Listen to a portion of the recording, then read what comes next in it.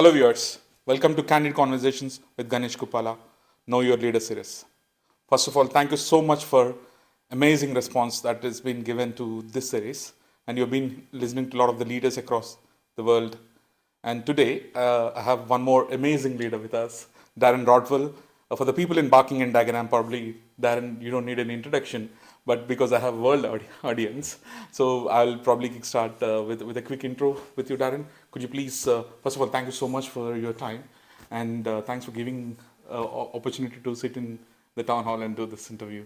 Uh, Well, it's your town hall, you pay your taxes. So welcome to Barking Town Hall, and my name is officially I'm Councillor Darren Rodwell, right. but I'm actually Darren from Dagenham these days, but born in Barking. So very proud to do the role I do for the community I have. Okay, great. So Darren, do you want to quickly give an introduction about like how you started your journey here? Where are you from? Are you from this country? Or I know this is a country of people across the world come here and make their own home. But how about you? Where did you start? Like your origin, and then how did you get into the politics? Okay, so I was born in Upney Hospital, Barking Hospital, as we know it today. You're right here, local. Right here and local. My first home was in Dagenham Village Right. with my nan and my mum and dad. And then I pretty much lived in and around the Becontree estate the whole of my life. So I've never moved off the one estate. So I've lived in different parts of it.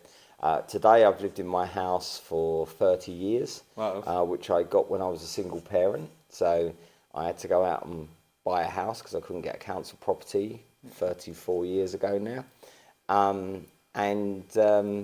Yeah, it's been quite a journey really. I was educated here. I have what I call the estuary accent. It's fair to say, I'm Barking and Dagenham from the way I speak. Yeah. I didn't do particularly well at school because I'm dyslexic, and when I went to school it wasn't recognised. But since leaving school, I'm a very proud ex-single parent. I helped roll out the 3G network. I've run my own company. I've done various jobs, frontline jobs, and I've done various management roles. So what got me into politics was my community, and the history of the borough is very much we are a working class blue collar community, and we had Ford, the largest Ford factory outside of Detroit. In its heyday, it supplied so much to the world.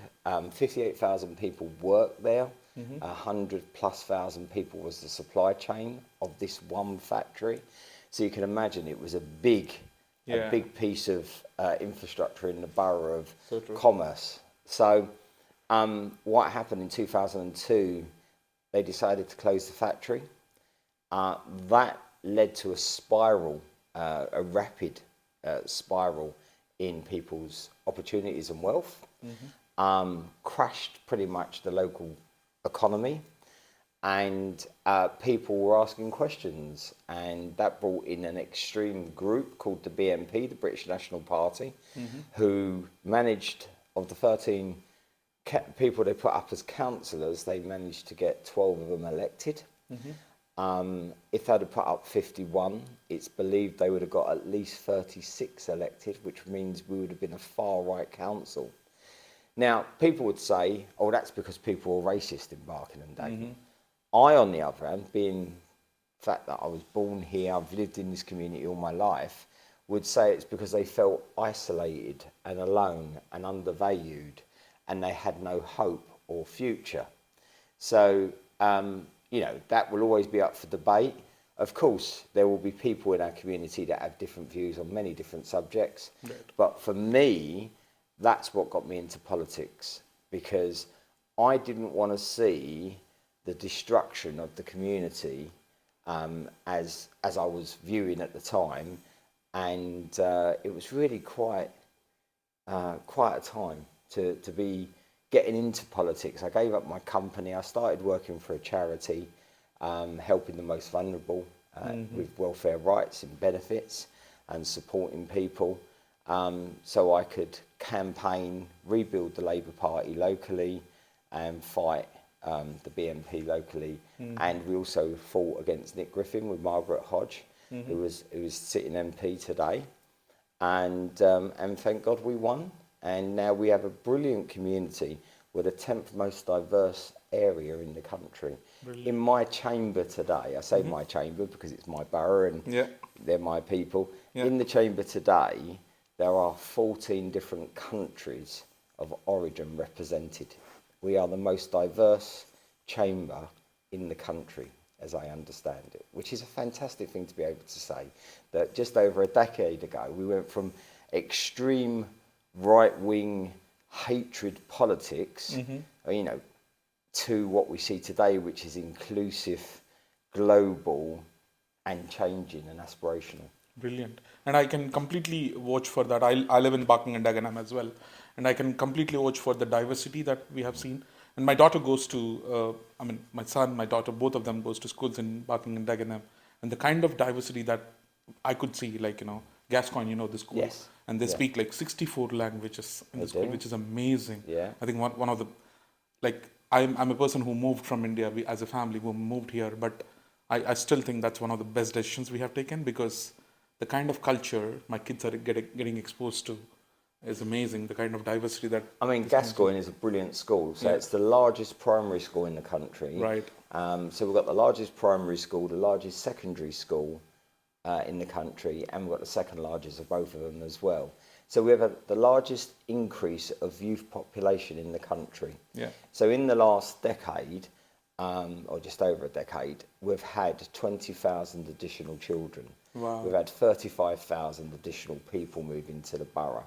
And we've had the highest churn of people moving out and moving in as well. Mm-hmm. So not only have we had the bigger growing population, we've had a very changing population, which brings its own challenges. So if I go back 20 years, if I go back to when the first BNP councillor was elected, 91% of the people that live here today weren't here then. All right. Which is quite incredible when you think about that as a churn. So we've had all those challenges to contend with, which is this new community growth and new communities moving in, and making them all feel that they're part of one community. So the mantra that I've always believed in is we're one borough, one community, and no one is left behind. And Gascoigne School is a great example of that. It's actually 92 different backgrounds, ethnic backgrounds are in that school, the last time I inquired. And, it's still a good to outstanding school with all the challenges it has, as being the largest primary school in the country. So, look, I'm very proud of what our young people do. When I started as leader, the borough schools, there was 68% good to outstanding. Today, it's 97% good to outstanding. That's a big jump. I brought in 3 universities as well. So, we are doing really well for new attainment. We've got more people with degrees in this borough than ever before. In fact, there's more people with degrees than people without degrees in the borough now. What we need to do is make sure we have the jobs for those people, your children, my grandchildren these days, make sure they have the jobs that will allow them to have a good life in Barking and Dagenham, but also understand that they're part of a global world and that all of us can put some good back in to where it needs to be, wherever it needs to be in the world. That's a good segue to my next question, actually, Darren. So as a leader of Barking and Dagenham, so you would have, when you started a few years back, I think it's a number of years back. So what were your top 3 priorities and how do you think you have achieved them, or were there moving targets throughout your journey? So it's really hard to say top 3. So what I would say is when I took over as leader, Barking and Dagenham wasn't known as a place. It wasn't known in London. It wasn't known regionally or nationally or internationally. So my first period of time as leader was to enact all the conversations we'd had on the ground. Mm-hmm. So when we were fighting the BNP and others, the Conservatives and Lib Dems and so on, we were listening to tens of thousands of people, right? And it wasn't me on my own. We did it as a group, and we still do it as a group today. I've got two brilliant deputy leaders. Both of them have been my deputies for the 10 years that I've been leader. You know, they're fantastic people, and they'll carry on taking the borough forward on a 30-year plan that we put together with residents. So what is the plan? Well, the plan's really simple. If you want to get it to the most simplest way of explaining it, no matter who you are, your background, your religion, your wealth status, you want a good home that's warm and safe. That's true. You want to live within a community that respects you and you can respect them. And you want your children, in my case grandchildren, to do better than you did, have more choices and opportunities. They are the three things that I live by. So if you look at what we have done as a council in the last decade, we've put the borough on the map. In fact, we are known internationally, nationally and regionally. We've won awards. We've brought around £5 billion worth of international investment into the borough in that period of time. At the same time, we've also managed to make sure that our schools have improved, which is really important. And it all starts with the home. So we've actually built more social council housing stock or affordable housing than any other London borough. In fact, in the last 5 years, we've built, since lockdown, we've built 20% of London's social affordable housing as one single borough, of which there's 32 and the city. Right. So when people say to me, oh, you know, what are you doing to help? Well, actually, for 5 years, we were the only London borough where our temporary accommodation went down year on year. When I started as leader, there was 11,600 applications on our waiting list. Today, there's 4,800, and we're still building homes today. So this year, there's another 957 homes that will be operational. There will be homes for people of our community. Next year, there's another 800. The year after, there's another 600. Now, 85% of all those homes go to existing families in the borough. The other 15% are for the new families that want to make Barking and Dagenham their home. That's how it's worked out thus far. So I'm providing the homes that people need and want. I'm making sure that the community respects one another by the events we hold. So we're the only council in the country to do a gender equality charter, which basically said, no matter who you are, you're welcome. You're part of our community. We also do donate a flag. That's a policy I brought in that basically says, wherever your country of origin is, we will recognise it on your national day, as long as you recognise you're in Barking and Dagenham. That's true. And we will fly, and we do it. The flag hostess. Every time. So whatever community wants to celebrate, we will celebrate with them. I'll give over the chamber and the committee rooms so they can have a proper community celebration in the town hall, which is their building, to give them the ability to feel part of this community. And, you know, I go along to different events all the time as well, when I have enough time in the diary to go along. Brilliant. So you touched upon three key areas, Darren. Let's go one by one. Affordable housing is an issue of the nation. Not only this, but like, you know, even in the Finance Act, which has recently come up, I have been reading, and Barking and Dagenham was allotted with 17,000 homes is what they said, and then immediately called up one of the councillors and said it's a good news, Barking and Dagenham is again in the... So, but like considering the kind of immigrants that we are getting to the Barking and Dagenham, and as I said, like, you know, we moved few years back here, and I still see hundreds, thousands of people coming into Barking and Dagenham basically. So how do you think we are going in the pace? Like, are we good enough to manage the affordable housing for the number of people that are coming? And is that still a big challenge like other boroughs are facing? Well, it's the biggest challenge. Giving someone a home is the biggest challenge any authority needs to manage. As I've said, I've managed to drop our waiting list by over 50%, which is, no other borough can say that, by the way. If we go to our neighbouring borough, Newham, their waiting list is about 35,000 people. Wow.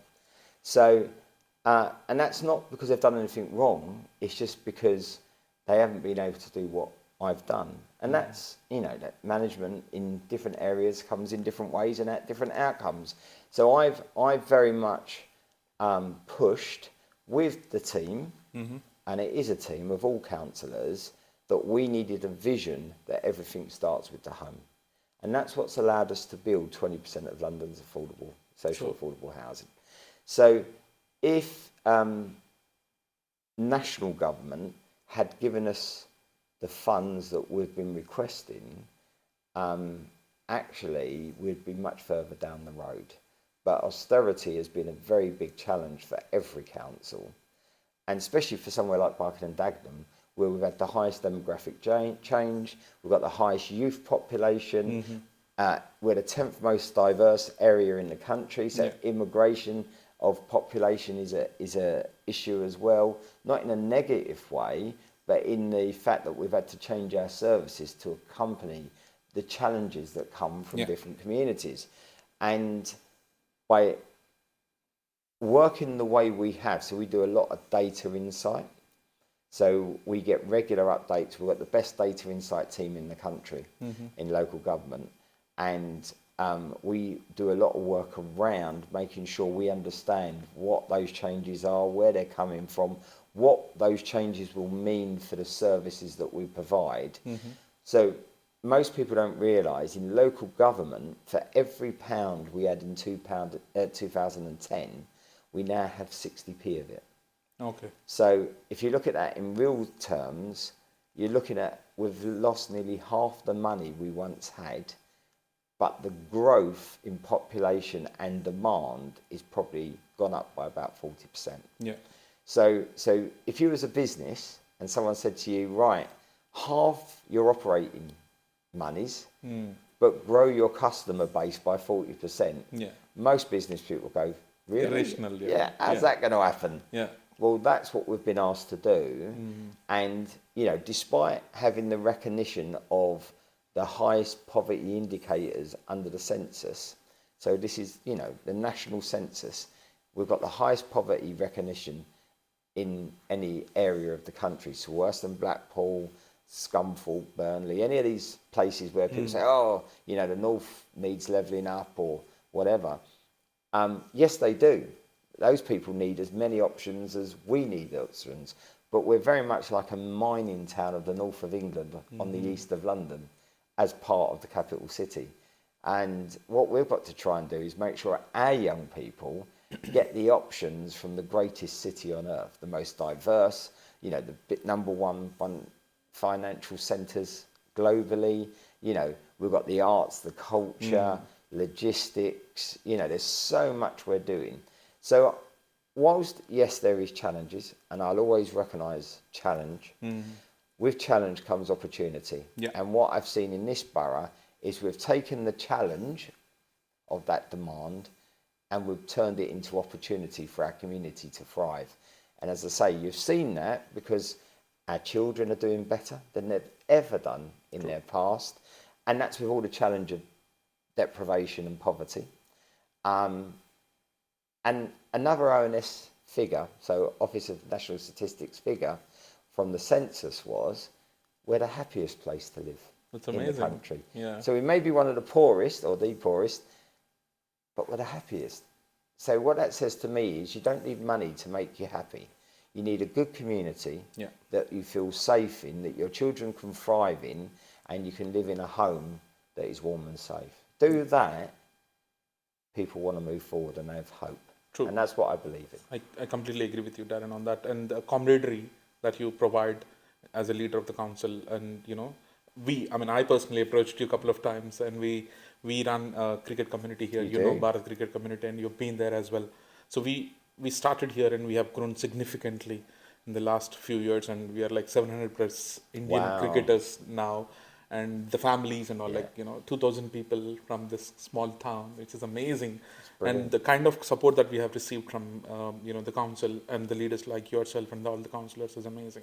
But talking about that, so how do you see this kind of local communities strengthening themselves, and how do you as a council, the leader of the house, support these kind of small communities so that they can be self-sustained by themselves and they don't look for too much of support from everyone rather, because initially that's the biggest challenge, It because is.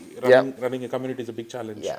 So what is your take on that? Yeah. Well, so it's got to be led by the community. Yeah. Right? So I call it the borough's ambition triangle. And I use this all the time. It's got to be led by the community, facilitated for by the council, and invested in by partners. Right. All right? So if we look at, let's look at cricket. Yeah. Okay? So you as a group of people have said, in our community, cricket's really important to us. Now, when I used to be a teenager, many years ago, I used to play cricket in my parks, in the parks here. I used to play for my school, so on and so forth. I used to enjoy it. The fact is, though, because of the cuts in local government, that all disappeared. Yeah? But you said to us, we're going to lead to changing cricket in the community. So we said, okay, as the council, our job is to facilitate that ambition for cricket. We then went to the ECB, the English Cricket Board, and said, look, what support can you give us? Because we don't have the money to invest in cricket anymore, but you must have. And they went, actually, we do have some money. So what have they done? If you look at Barking Park, where I know you play, they've got that all-weather strip in there, yeah? They upgraded Maysbrook Park's cricket ground. They've done the same in Chapel Heath. You know, so that is a classic example of the borough's ambition triangle. It's led by the community, facilitated for by the council, but invested in by a partner. And I can show you that across any of our community ambitions. So our young people,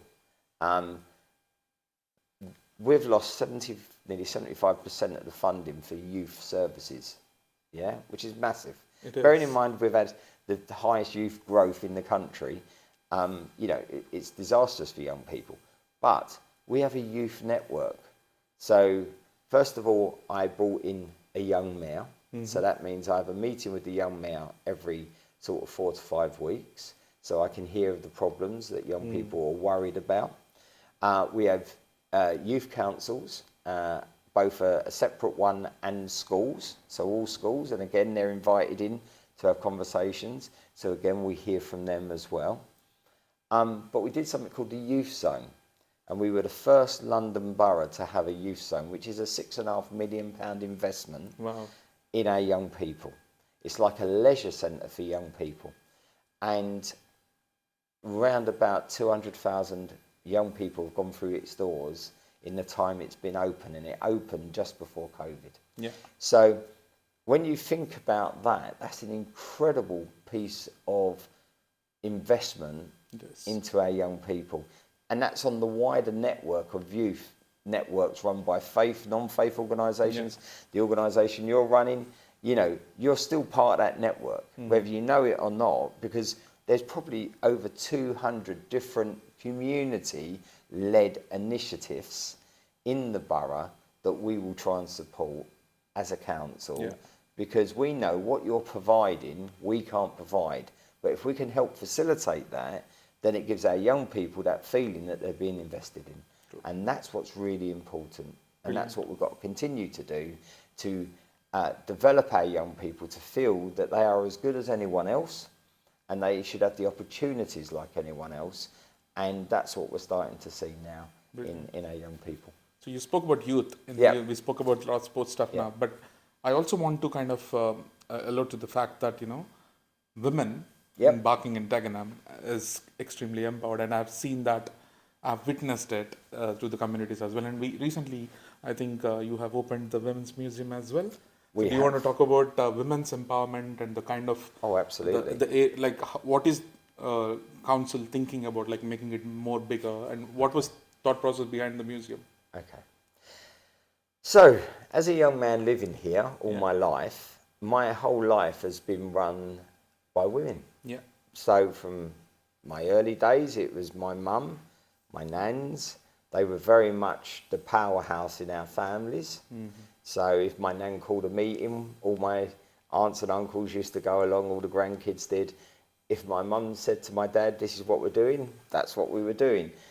I'm lucky enough to be married to a very incredible woman who, if it wasn't for her ability to do what she does, so she works full time, she has looked after the home whilst I've done silly hours running this institution, giving me the ability to work with my community.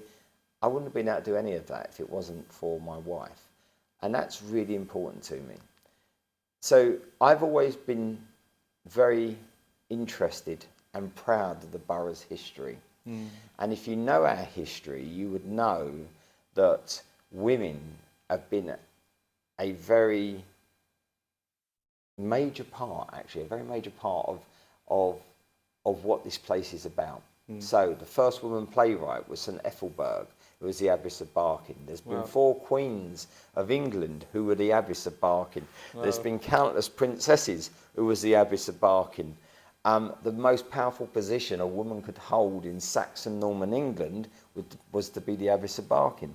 You know, you can go all the way through our history, all the way through Mary Wollstonecraft, who wrote the equality for men and women. She wrote a book on it, and then she wrote most of the constitutions that we see today, republic constitutions. The equality bit was written by her. Her daughter, Mary Shelley, wrote Frankenstein, where everyone knows Frankenstein, probably the most famous monster you could have. Well, it was written by a girl from Barking. So you've got to be very proud of these. And then you go to the women of Fords, who again said, look, we're not just machinists, we're skilled, we're important. And they took on Ford, but then they took on the British government and said to the British government, I'm sorry, gender equality is really important and pay is really important. And they got the Equal Pay Act through in 1985. So it's 84 strikes, 85. So we're celebrating 40 years of that this year. Now, when you've got all that history, I then looked at it and said, we need to recognise that, because we need to use the past. Because if you know what your past is, you know what you stand for today. If you know what you stand for today, you know you've got the aspiration to change the future. True. And that's where the Women's Museum came from. So as a concept of saying, well, look, we've got all this regeneration going on, but how many of our young women understand how powerful they really are? And young men, right? Because actually I believe a man is stronger understanding equality of women. And I've got 3 sons. They are, you know, they understand that. They're very respectful. And I've got 2 daughters. So again, they understand it. They're very big activists, especially the youngest. So it's about all of us moving forward together. And so the Women's Museum is a space. It's not what you'll class a traditional museum where you just go and look at some artifacts of yesteryear. It's meant to be a space for empowerment. And so as a borough, again, we were the first to do Women Empowerment Month. And there are some men that are quite negative about it, it's fair to say, because they go, oh, where's the Men's Empowerment Month? Well, we don't need it, frankly. We're empowered every day. I know that lots of women have to work so much harder than men to get to the same position.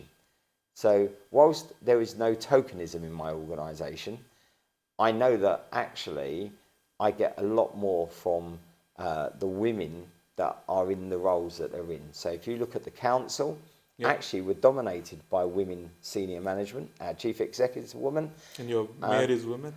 Mayor, well, that happens because we do alternate years, men and women. But that's about gender equality. So we make sure that that's equal. But I've got 2 deputies, 1 man, 1 woman. So Dominic and Saima. And then I've got, on my cabinet, it's the least it's ever been is 50-50. Wow. Sometimes it's been 60-40 to women over the 10 years. because again, I want to use the whole of our councillorship, not just part, if we want to take ourselves forward. And, you know, I will always champion the role of women in our community, because why wouldn't you? Yeah. You know, it doesn't make sense not to. So I think we've got a great history, but what's really exciting is what the future holds for the young men and women in our borough once they understand equality is at the centre of everything that we should be believing in. Brilliant. And one more buzz Yep. area in the borough or across the country is the healthcare, right? Yep. That's one of the biggest Yep. discussion points. Yep. And before I get into that, Darren, but I just want to quickly touch base because on your previous point, when you talk about affordable housing, and then on the later one about like 60% budget cuts, 40%, would it have changed if the national government was in the favor of boroughs, or is because of the political thing? It's more like between Labour and Tories, or how? What is it like? I just want to understand more. Okay. Why is this cuts happening? So the national government, when they came in, remember they've been in since 2010. Yeah. They had decided that austerity was the name of the game. So, putting it very crudely, if you are conservative, you believe in the individual is more important than the wider community. If you are Labour, you believe that you are important, but you are also connected to the wider community. So one is above the community, the other one is part of the community. That's the easiest way I explain the two major parties. This government, and what you've seen is, they've taken funding away from all public services. So whether it be building new housing, whether it be schools, whether it be local authorities, policing, NHS, they've all had cuts, real term cuts, despite the spin of what governments say. And that has caused the austerity that we've seen of the cost of living crisis we see today. And again, if we look at housing, they say there isn't enough money. But at the moment, as a country, we are spending £28 billion a year on housing benefit, right? We spend a sixth of that, right, on building new homes. Okay. Right? So we're paying for a property in the private sector 4 times, 5 times the amount that we would rent out if we were a local authority. Yeah, that makes sense. Well, wait, it makes sense, but it doesn't make sense. Yeah, that's true. I mean, why it makes would sense I? that you- yeah, why correct. would I? Like, if I take the house that I live in, the equivalent council house is about £500 a month. Yeah, In the private sector, it's now up to £2,000 it a is. month. It is. And you just think, well, hold on a minute. We're paying for that. Our taxes are paying for it. So surely it makes sense to invest in people than to retract it. That's not saying that people don't have to be part of society. It's not saying they can't be ambitious, because I believe even people on benefits have aspiration. So it's about saying, right, how can you play your part in our community? Again, if we go back to the ambition triangle, it's got to be led by the community, True. facilitated for by government, and invested in. And one of the worst examples for me is a young person today. We tell them it's important to go and get a degree. We tell them it's important to do well in life. But by the time they've finished their education, they're now in debt to a minimum tune of about £50,000 to get that degree. And you think, well, hold on a minute, that doesn't work. Because for me, we know that if they're going to do well in life, their taxes will pay back what we've invested in them. So I don't understand why we're now saying to them, do all this work, but then we say, if you don't earn enough, you don't have to pay it back. it seems to be a very strange system. Yeah. I would rather invest at them at the very beginning and then say to them, pay it back over your lifetime of work. Yeah, it's the same as homes. Not everyone needs the same support. So actually, and we've proven the concept in Barking and Dagenham, which has allowed us to build 20% of the housing for London as we have 6 different rent rates. Yeah, so we have the lowest rent, which is people on benefits. We then have 50%, what we call 50% market rent, which are for people that are lower earning income. So they're working, but they're not on that higher income. And we need those people. People that clean our streets, people that serve our food. We need those people. Yeah. We then have 65%, which is called in London the Mayor's Living Rent, which again is, it's for people, sort of, I don't know, police officers, teachers, junior doctors, they can afford that. Then there's 80%. Then we have full market rent, because there are people that can afford full market, and if they're earning the money, they should be paying full market. And then there's shared ownership, so the right to invest in property as well. So we do that. So we have no poor doors and we have no gated communities. You don't know what your neighbour's paying, because it's not for you to know what your neighbour's paying. Yeah. What you know is you've got a good neighbour, and they do a job, or they may not do a job, but they're a good neighbour. That's what matters. Yeah. And that's what we've tried to aspire here, and we have developed this inclusive growth that allows everyone to be part of the change. Where in other parts of London, which we've learnt from, rather than having inclusive growth, you've got gentrification, which basically says you're not welcome because you can't afford to live here.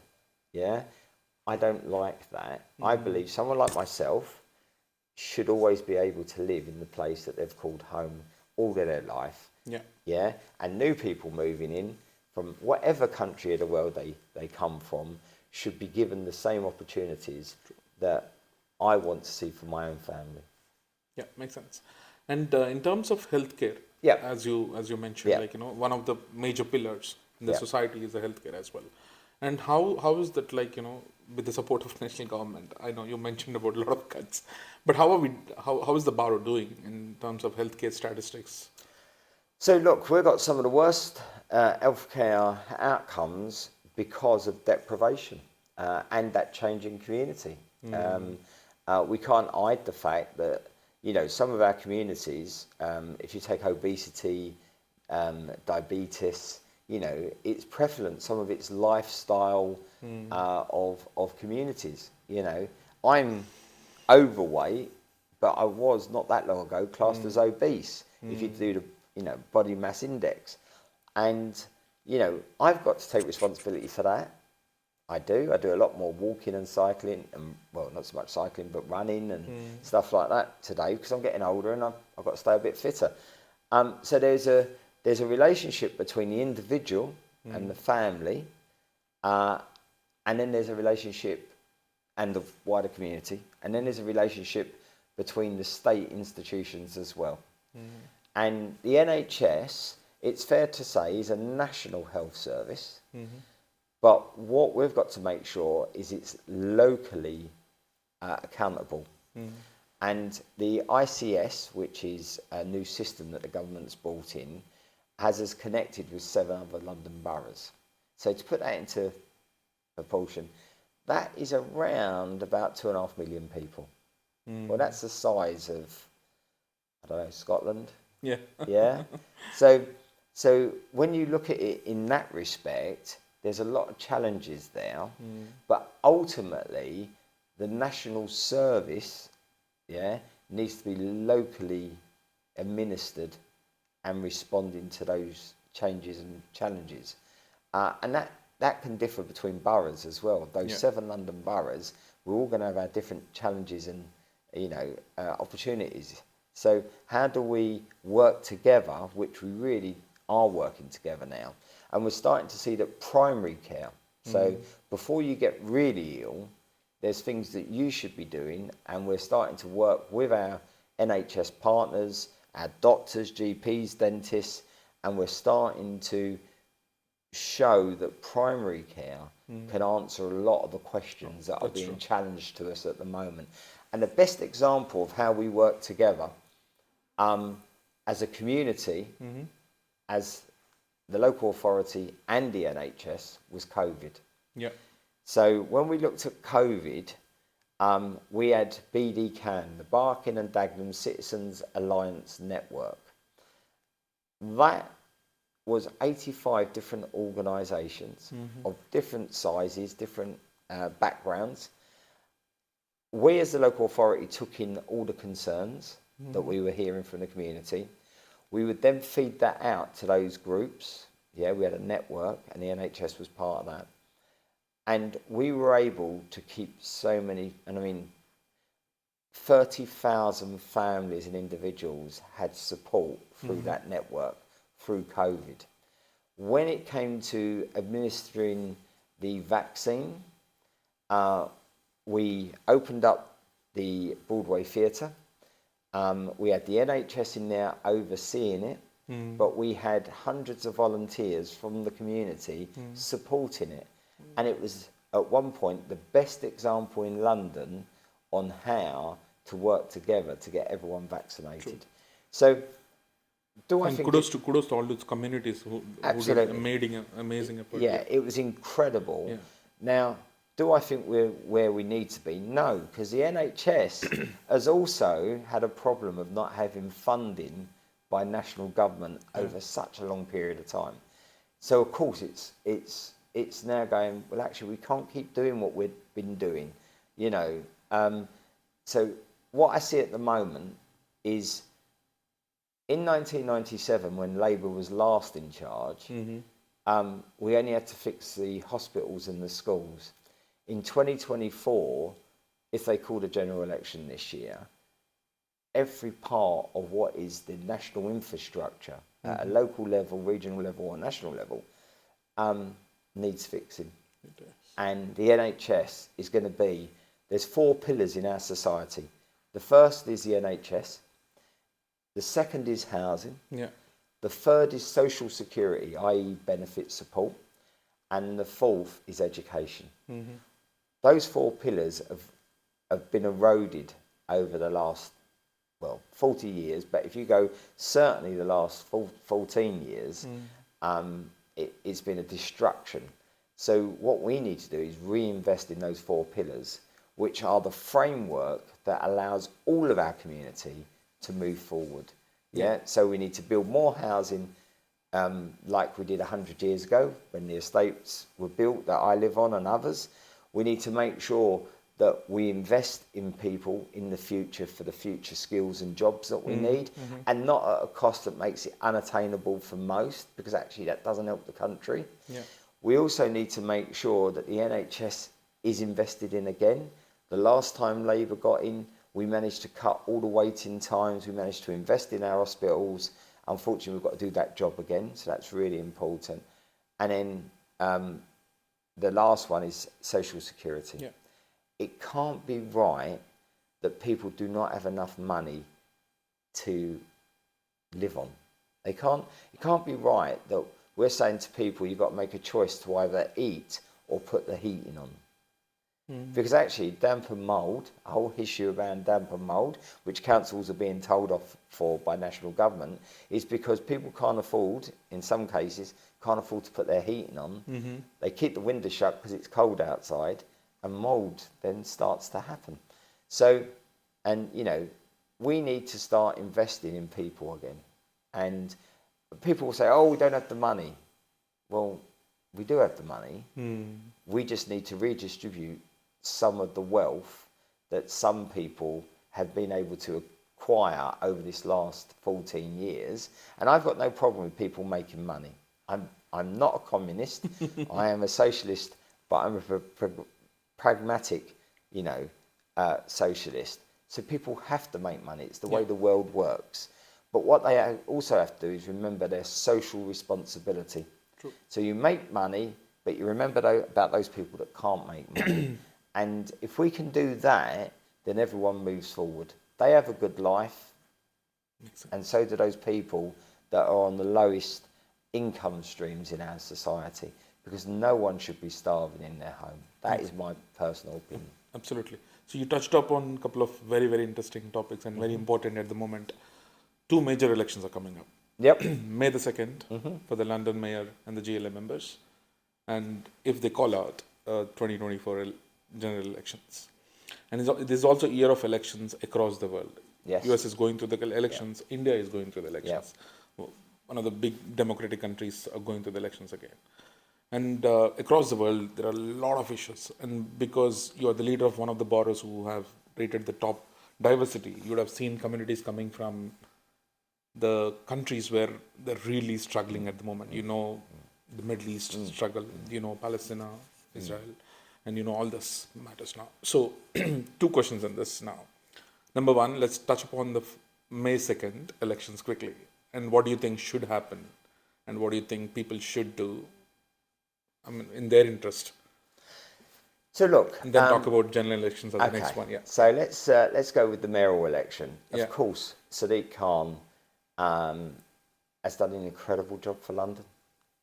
He's helped support my borough in building 20% of London's affordable housing. At the same time, he's supported my borough in getting the largest film studios in 25 years. He's supported free school meals for all primary school.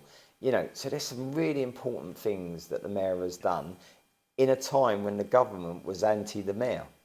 So we've got to understand that, you know, every part of government has been in a spiral of non-investment, and that's a real issue. So I think he should be very proud, and I know he is. I know Sadiq very well, of his record of inclusion in the widest sense. Now, what we're seeing in our politics today is something really awful, actually. It's what got me into politics, as I say, fighting the BNP. We see it in America, the Trumpism of the politics in America. This alienation of people because they're different. This is politics of hate. And I don't care where it is on the globe. Everyone has the right to be a neighbour to everyone else. Everyone has the right to live a happy and fulfilling life, regardless of religion, ethnic background, sexuality. And what I have tried to do in Barking and Dagenham is to say we are a beacon of hope, and I class hope as the home of positive energy, right? We are a beacon that if you are whoever you are welcome here as part of our community. And we need to do that because what we are seeing across the globe is this negativity, this hate of people because they are of different politics. Now, I've got people in all different political parties that I know. We will have a debate. Of course we will. My politics are different to their politics. I've got friends and family in the same space. It doesn't mean I've got to turn around and start calling them nasty names or worse still, you know, start abusing them or physically harming them. That's not right. It's definitely and the worst for me is people do it based on what they say religion tells them to do. Well, as a man of faith, I've never ever read any faith book, and I've got a number of them down there, that basically says you should harm your neighbour, you should disrespect your community, you should be selfish and ignorant of others' ills and concerns. So I'm not quite sure where this comes from. So we do need to carry on supporting those that believe in the hope of aspiration and democracy. Because remember, democracy is built on trust. It's built on principles that the people in power will be honourable, they will do the right thing, and the people and the people not in power will hold them to account in an honourable way as well. That seems to have been missing in certainly the last 20 years. It seems to have really gone in the wrong direction. So forgetting the party politics, if I look at what Sadiq has stood for, he has stood for hope. He has stood for inclusion. He has stood for the people that don't have a voice. And that's what politicians are meant to do. They're meant to serve those that can't serve themselves and listen to those no matter what that voice is. And then ultimately they've got to make decisions. And sometimes they're popular and sometimes they're not popular. I know that at a local level. Sadiq knows that at a regional level. What I can't understand, and I certainly don't agree with, is the abuse that I have seen people that stand in public life are now getting. And it's a real, even in this country, the Local Government Association have just put out some statistics. 27% of the people that are elected members today, i.e. councillors or higher up, but they will not stand again because of abuse. That can't be right for democracy. That can't be right for communities. It can't be right for inclusion. So we need to stand up strong, and we need to stand up proud, and we need to stand up as one voice. No matter where you come from, we have values and we have principles that say that democracy is important to us. And they're having that fight in America. I understand in other parts of the world as well, that is happening as well. But we've got to start with respecting people. It's what got me into politics. It's what will keep me in politics. And it's what I will keep fighting for until my last breath. Yeah. And then hopefully people will go, you know what? He was on the right side. He was fighting for the right things. And that's saying that everyone has a part to play in society. So true. People say, for the people, by the people, of the people. But it is probably by the people, of the people. But for the people is missing these days. And maybe it's. I'm not in talking about any of in favor of any political party as such, but I think for the people should be the primary motto. And that's the point. That's why I didn't say I'm not going to talk about party politics, because that's easy. Yeah. I'm talking about, if you look at what Sadiq has had to be put up to, he's had to put up with, at a regional level. It isn't about his policies as much. It's about the personal attack he's been getting. That's not politics. That's personal attack. That's something very different. I look at a local level. I've had death threats. I've had house attacks. My family, my grandchildren have been abused. For me, yeah. Oh, yeah. Very, very much so. And I just think, and I've had people that were councillors who didn't want to stay councillors. In fact, they stepped down because of the abuse they got from enacting some of the rules that we have to all live by. Because again, people forget councillors are still residents. And if we make the rules are there just as much for us as they are for anyone else. But it's so personal, and online is a real problem. It is a real problem. And we do need to deal with that, cross parties, cross society. I have no problem with people having freedom of speech, but the fake news that goes out, and that that term is by the fakest person I've ever seen in my life, in public life, who's going for the American presidency again, right? Frankly, I don't know how someone who has his immoral standing can be allowed to go for such an important role globally, let alone just for America. Yeah. So, and the same goes for anywhere else. Yeah, we have standards. Of course, some people can make mistakes. We all make mistakes. We're human beings. Yeah, we may say something which isn't quite articulated in the right way. Doesn't mean they're a nasty person. You've got to look at what these people actually do. And if we take an international level, if we take Trump again, he's been convicted for abusing women. He's been convicted of fraud. How can someone that has that about them, how could they be considered to be the leader of the free world? It just doesn't make sense to me. It may be that I don't understand politics enough, but for me, you can't say you're going to be perfect because no one's ever going to be perfect. But leadership starts with values, and you show values in what you do in your community. And that's what I've always done here. I may be a lad that has never moved off one housing estate in the place that he's always lived. You know, I'm of one part of the community, but I've listened to every part of the community to facilitate their ambitions, because ultimately we all want the same things, and so we should, you know. So yeah, you touched upon very interesting topic, Darren, about the the social media and this stuff.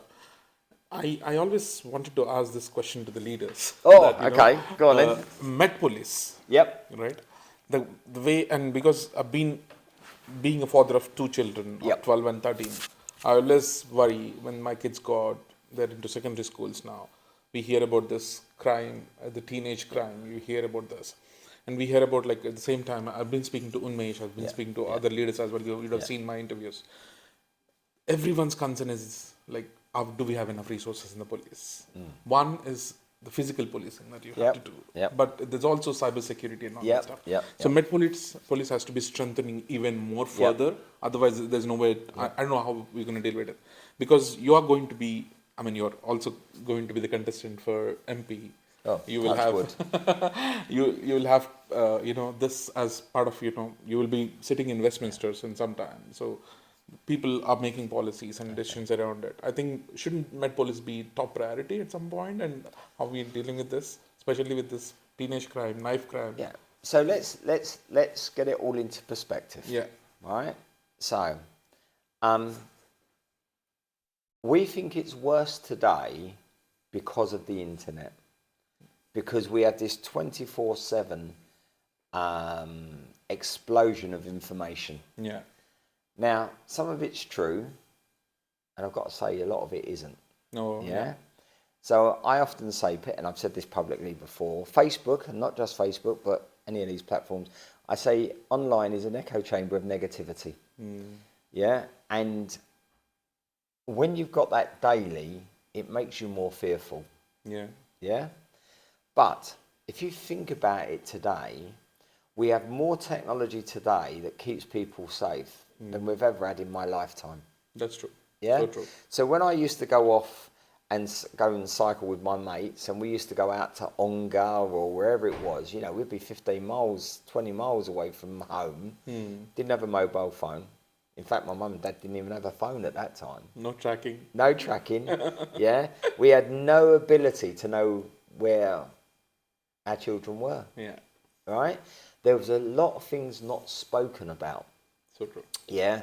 So if we think about people that can harm children, it really wasn't talked about when I was a young man. And today we're aware of all this stuff. We're aware about women and girls feeling vulnerable. We do all the walks around. We have an app where, forget something's happened, it's just how you feel. So we're able then to say, do we have to improve the lighting? What do we have to do to make people feel safer? Right? So yes, part of it, of course, we need to invest in making sure that the technologies are there for the police, and we've got to make sure that we have enough police officers. True. Yeah? Again, austerity. This government cut 20,000 police officers. That's a lot of people. My cousin was one of them. How does it make sense at all? Right? Well, again, increasing population. But this is the problem. Yeah. Austerity went across the whole of the public sector family. So it doesn't matter what part you're talking about, it got cut. £1 billion had to come out of policing in London alone. Forget the rest of the country, just in London. That meant, of course, a massive reorganisation had to happen.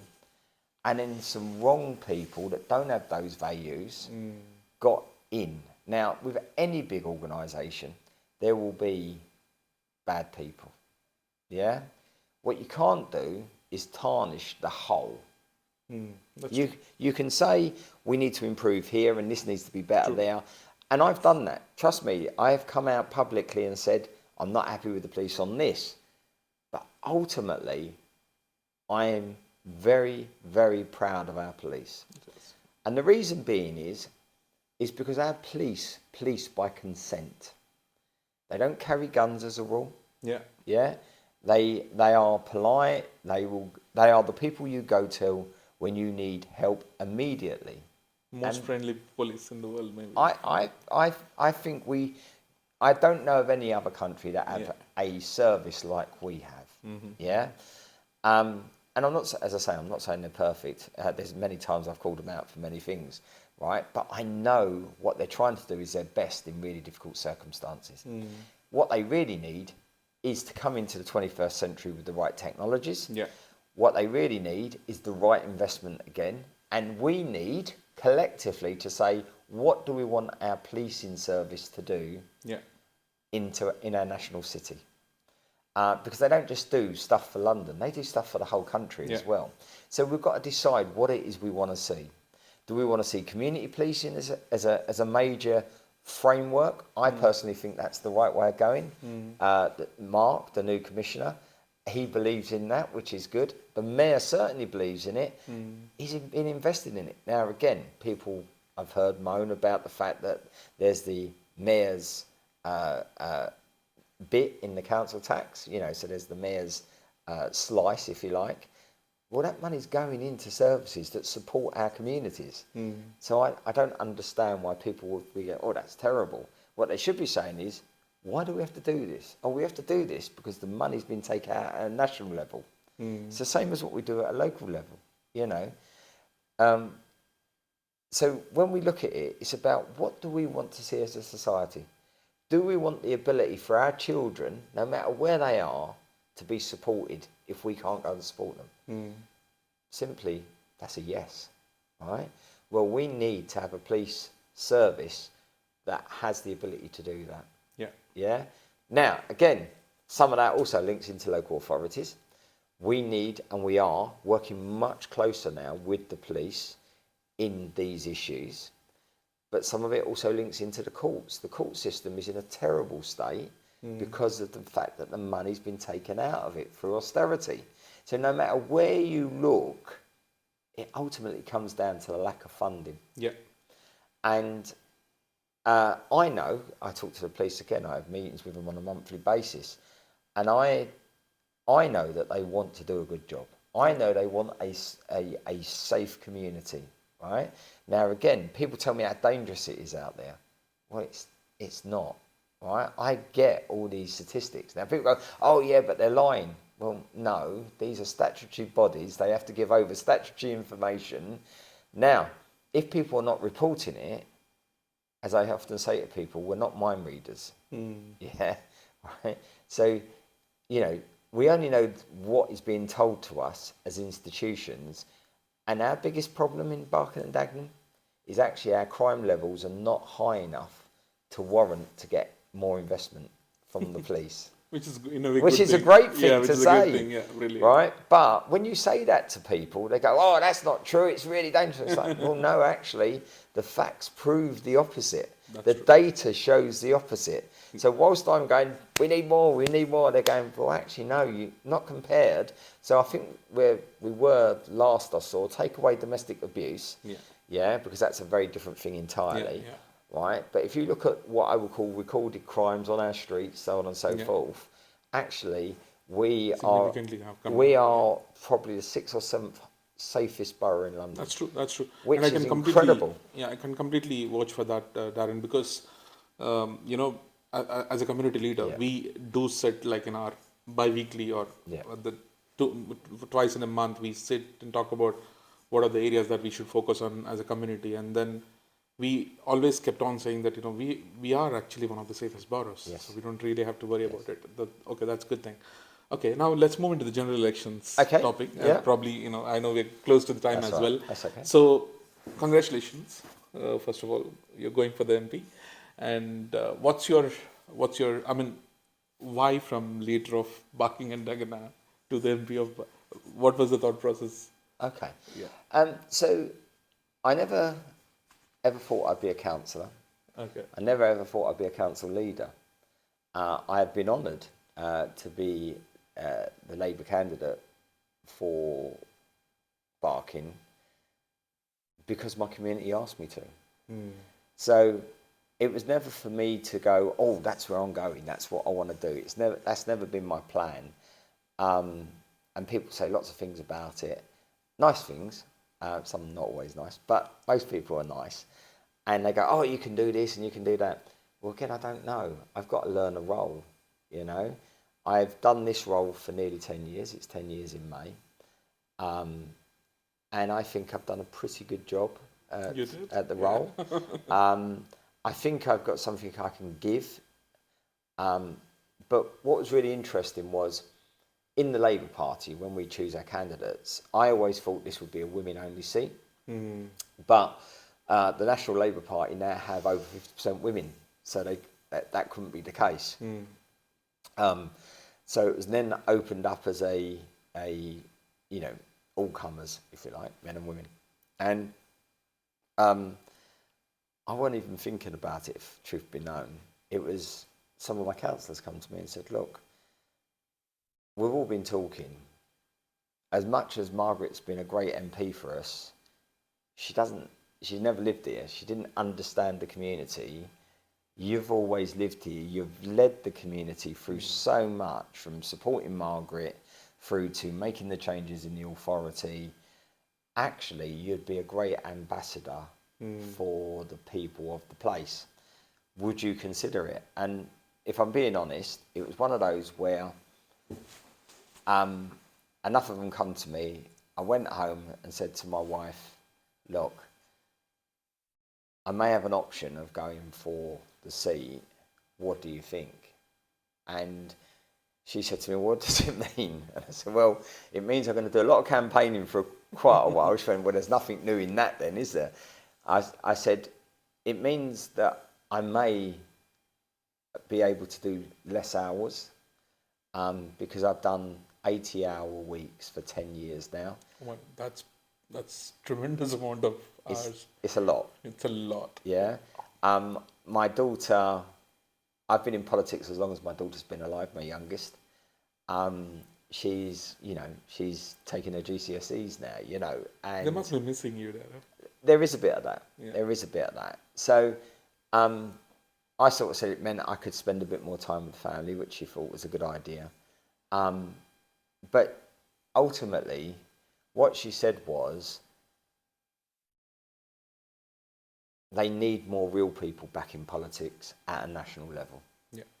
And I'm not saying the people that have been there ain't good people, whatever, but they haven't lived the life I've lived. They've not lived on the breadline like I have. I know what it's like to be angry. I know what it's like not to have enough money to pay your bills. I know what it's like. Yeah, I know that world, right? I was a single parent. I understand the challenges. 1 in 8 families in this borough are single parent families. So I'm not saying these people can't have empathy, but I've lived it. So I do look at it from a very different perspective to most. And it's fair to say that most of the country, no matter their background, are working class and they're blue collar. They're people like me. Yeah, no matter ethnicity, there's still people like me. Yeah. And that is needed at a national level, because I think sometimes we've forgotten who we serve, and I want to bring it back. I'm very clear about this. I will just do another role that supports the very community that I've always supported, and I want to be an ambassador for place whilst making the decisions in the house. Yeah. So I want those local values, but I want to be a national voice. Makes sense. Yeah, because I want to make sure that people understand what people like us are thinking in the situation we find ourselves in. Because I think that's what has been missing, and my wife thought the same. So she sort of said to me, "Yep, of course, we'll support you."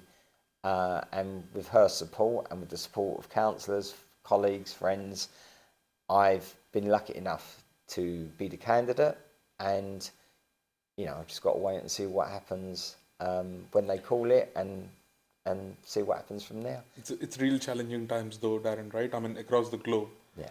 there's so much happening, and being a nation leader, you will have to be exposing to the global matters now once you be there. Yeah. So what's your plan for that? Because you have seen the local governments extensively, but the advantage is you have seen local governments from international way, because you have, as you said, you have 90 plus nationalities living in your borough. So it's very Oh, we have more than evident. that in living in the borough. That was just one Oh, school. just the school, That okay, was yeah, just yeah. one school. So, So look, I think Barking and Dagenham Has seen is we're global. Yeah, we are. Yeah? Yeah. So if one part of our community is hurting because of issues that are happening back in their origin state, if you like, because today they're residents of Barking and Yeah. Dagenham, we've got to acknowledge that. Yeah. We've got to stand by them. Yeah.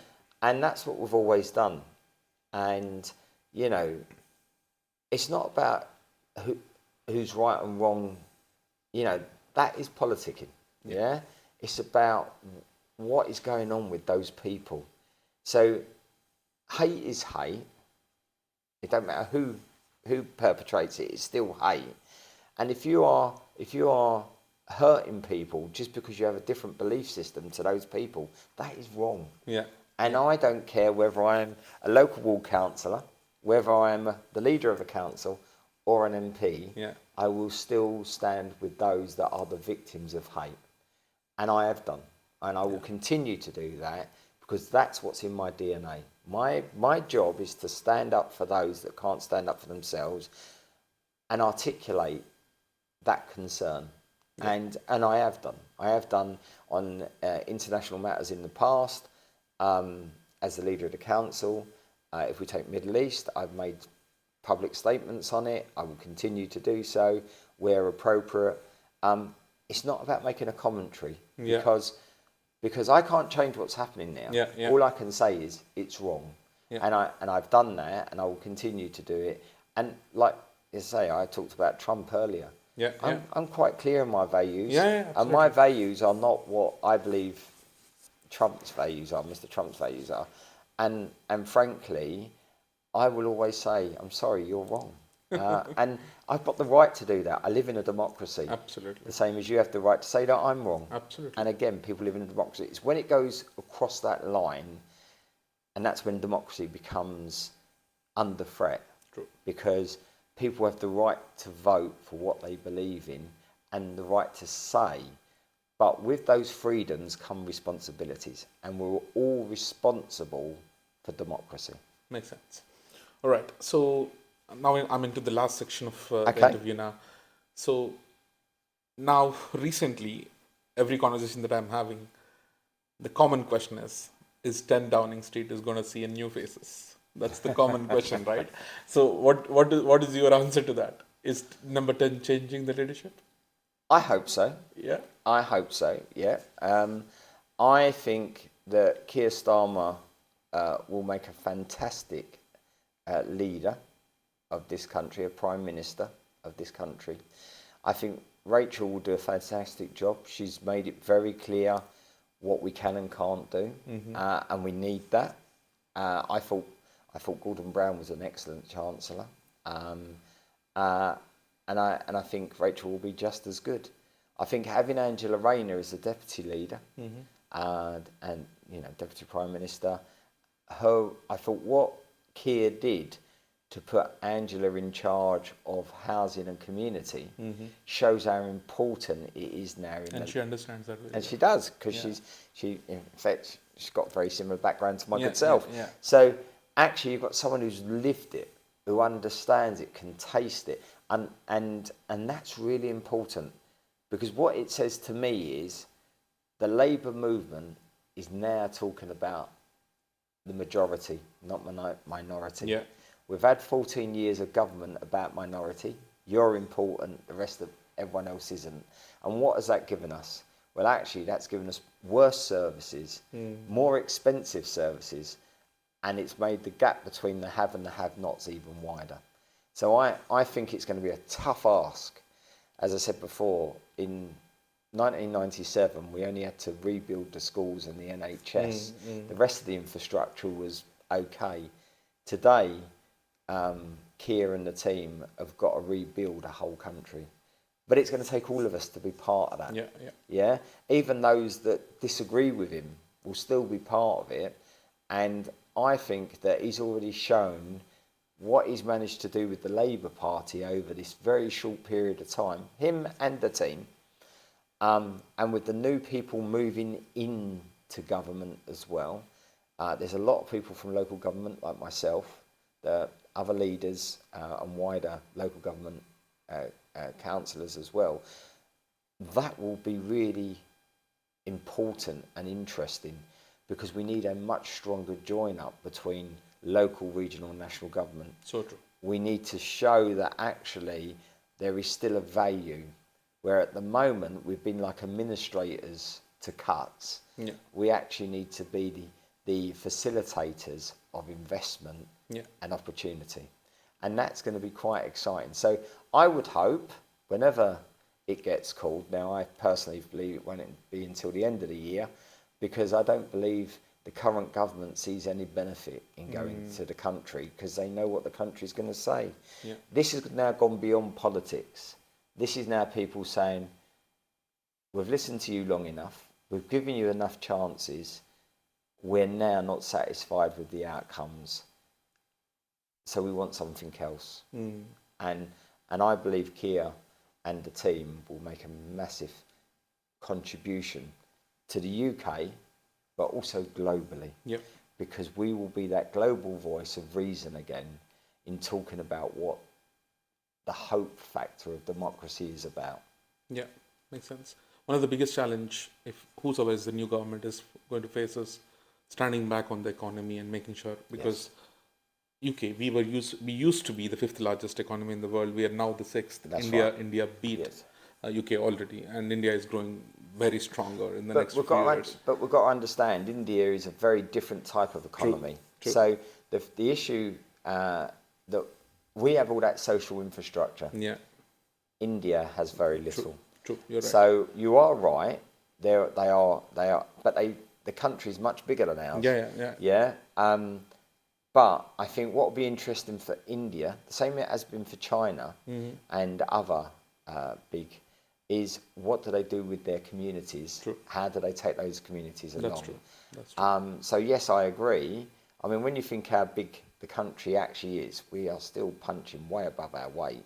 But I do believe that has given us this negative view about the rest of the world. And what we've got to say is, we need to be the facilitator to change. That's true. Which has pretty much always been our role.